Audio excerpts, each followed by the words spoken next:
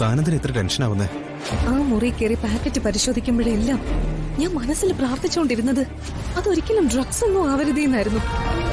പൃഥ്വിക്ക് മയക്കുമരുന്ന് മാഫിയുമായി ബന്ധമുണ്ടെങ്കിൽ അത് ഏറ്റവും കൂടുതൽ ബാധിക്കുന്നത് അഷിതയല്ലേ? ശരിയാണ്. പക്ഷെ പൃഥ്വി ആരാണെന്നും എന്താണെന്നും അറിഞ്ഞപ്പോ തന്നെ ഈ വിവാഹം നിർത്തിവെക്കാൻ താൻ പറഞ്ഞതല്ലേ? പക്ഷെ അതിന്റെ പേരില് അഷിതയുടെ ജീവിതത്തിൽ ഉണ്ടാകുന്ന പ്രശ്നങ്ങള് കണ്ടില്ലെന്ന് വെക്കാൻ എനിക്ക് പറ്റില്ലല്ലോ. ആ പാക്കറ്റിലുള്ളത് ഏറ്റവും അപകടകരമായ ഡ്രഗ്സാ. അത് ഇവിടെയുള്ള കുട്ടികളുടെ കയ്യിലെത്തിയ ഒരു തലമുറ തന്നെ നശിച്ചു പോവും. ഒരു കാരണവശാലും അത് സംഭവിക്കാൻ പാടില്ല. ഇപ്പൊ നമ്മുടെ ടീമിനെ വിളിച്ചു വരുത്തി ഡ്രഗ്സ് കണ്ടെടുത്ത് കൈയോടെ പൃഥ്വി അറസ്റ്റ് ചെയ്യാം. പക്ഷേ അതുകൊണ്ട് കാര്യങ്ങൾ അവസാനിക്കില്ലല്ലോ. നമുക്ക് എക്സിനെയും മേനോനെയും കിട്ടണ്ടേ? എല്ലാം ഞാൻ ആലോചിക്കുന്നുണ്ട് കിരൺ. പൃഥ്വിയെ അറസ്റ്റ് ചെയ്തുകൊണ്ട് മാത്രം നമുക്ക് പ്രയോജനമില്ല.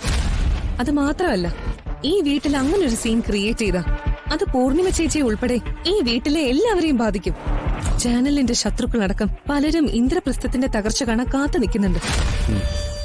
പിന്നെ പൃഥ്വിയുടെ കാര്യത്തില് എനിക്ക് മറ്റു ചില സംശയങ്ങൾ കൂടിയുണ്ട്. എന്താ അത്?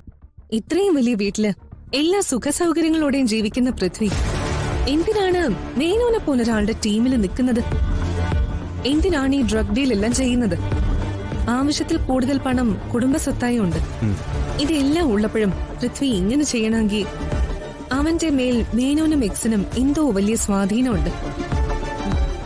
അതെന്താണെന്ന് നമ്മൾ അറിയണം. പിന്നെ പൃഥ്വിയിൽ ഞാനൊരു ഗുണം കാണുന്നുണ്ട്. അവൻ അഷിതയെ സ്നേഹിക്കുന്നു എന്നതാ. കോളേജിൽ പഠിക്കുന്ന കാലത്ത് അവന്റെ സ്വഭാവം എന്തായിരുന്നു എന്ന് എനിക്ക് അറിയാവുന്നതാ. അന്ന് അവന് ആരോടോ ആത്മാർത്ഥമായ സ്നേഹമൊന്നും ഇല്ലായിരുന്നു.